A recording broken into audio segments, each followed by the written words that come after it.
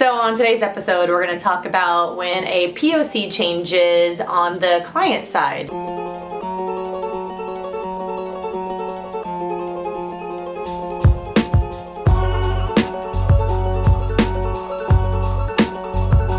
There's times, especially in the marketing world, there's a lot of turnover when it comes to people's businesses, and we deal with maybe a change in a CMO, we'll have a new CEO come in, a new digital marketing manager coming in, and how the team deals with it. And we tend to have this raise a red flag for us because when someone new comes in, sometimes they might bring their own ideas, they'll bring a different agency, they'll bring someone internal with them. So it alerts the flags on our side to make sure that we're walking through with the client, hey, you're the new POC, but here's what we've done leading up to you coming in. And so we try to sell it as it's a great thing to be working with KB when something like this happens. So take a glimpse into how our team deals with it.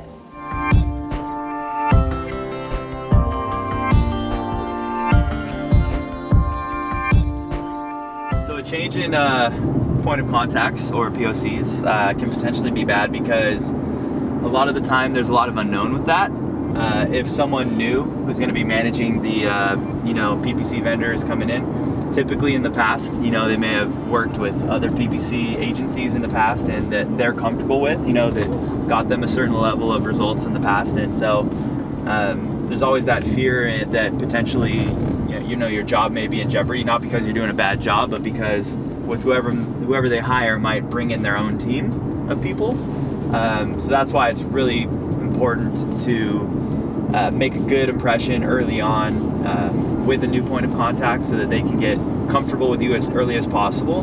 And also too, providing that extra level of glue, as we put it, that giving little unexpected extras and really getting a good relationship with the higher ups, whoever's above your POC, because if you become invaluable to the CEO, it almost doesn't matter who they bring in, because that'll make it that much harder for them to get rid of you, even if they did want to bring in someone else. But yeah, that's always a worry you might have, is that it's kind of a red flag when a POC changes.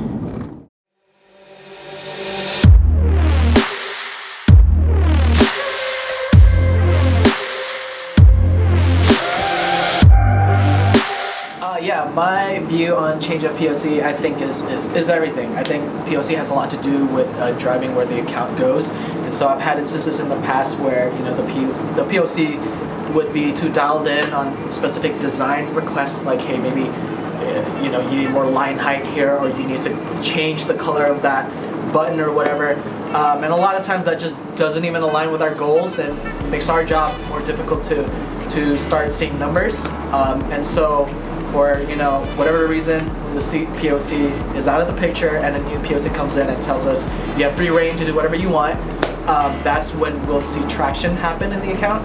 So yeah, I think POC is everything. Whenever there's a change in POC, it's just opportunity, right? Like, I think it's said that you only get one first impression, but I think in these circumstances you kind of might get two.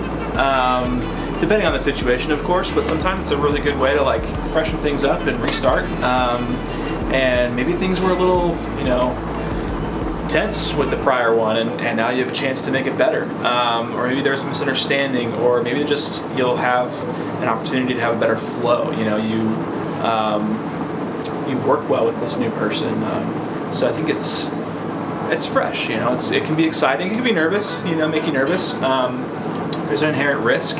But I think, with some positivity, it can be a big opportunity to take things even further forward.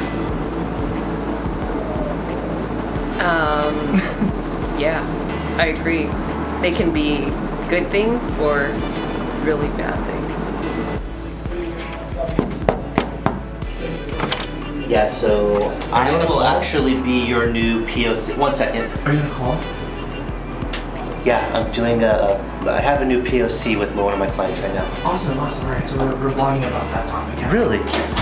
Hey, Danny Doublebones, I'm gonna have to give you a call back, okay? Yeah, still need some content, so I'll call you later. All right, peace. What's up? So when I get a new POC, I get nervous. Muy nervioso. ¿Por qué? Porque it typically means that you got to start over, because this new POC is not the one who made the decision to go with KlientBoost. They're a new person who has new ideas on how things should be run. So from my experience, when there's a new POC, it's a little bit of a red flag, and there's a lot of work to do.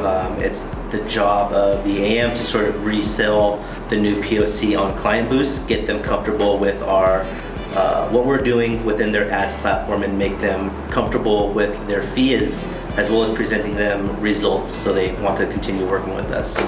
Yeah, I think the most important thing to do is open up communication with the new POC as quickly as possible, because behind the scenes they are trying to make changes, and one of the biggest changes they can make is swapping out their agencies. So I would say try to get them on the phone as fast as possible, and like I said, make them comfortable with KlientBoost and really sell them on the agency.